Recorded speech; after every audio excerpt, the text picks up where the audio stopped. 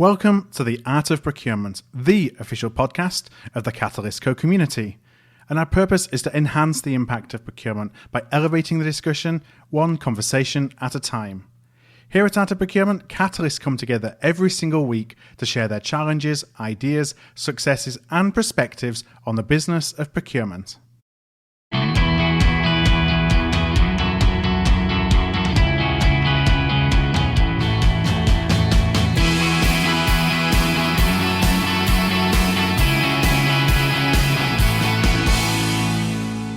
Hi there, I'm Philip Eidson, and thank you for tuning in to the Art of Procurement today.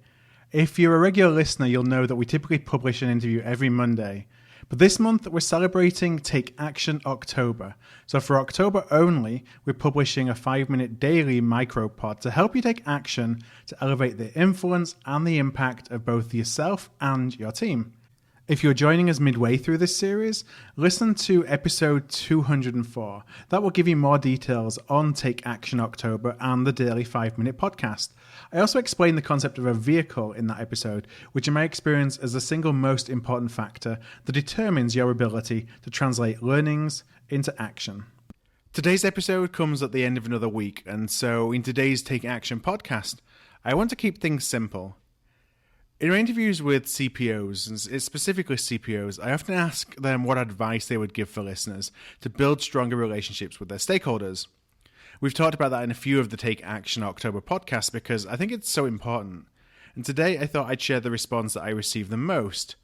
And it's simply this: talk the language of the stakeholder. So no more procurement terms or acronyms. RFPs, market baskets, hard and soft savings, cost avoidance, UNSPSC, MSPs, SRM, you name it. We use a plethora of buzzwords and jargon every day that really complicate or confuse our stakeholders. So my simple challenge today is this: pick a buzzword or a procurement term that you use all the time. It's probably pretty easy for you to come up with something. Now, write that down so you remember it, and then write it down in a different way to explain the same concept in everyday non-procurement terms. And now you can actually make a concerted effort to use the new term rather than the old term.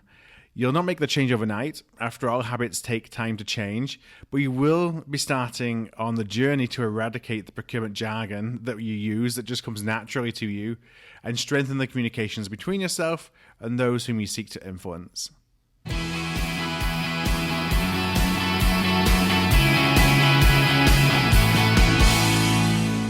Thanks for joining me for this special Take Action October podcast from the Art of Procurement. You can check out today's question by going to artofprocurement.com/takeaction2018.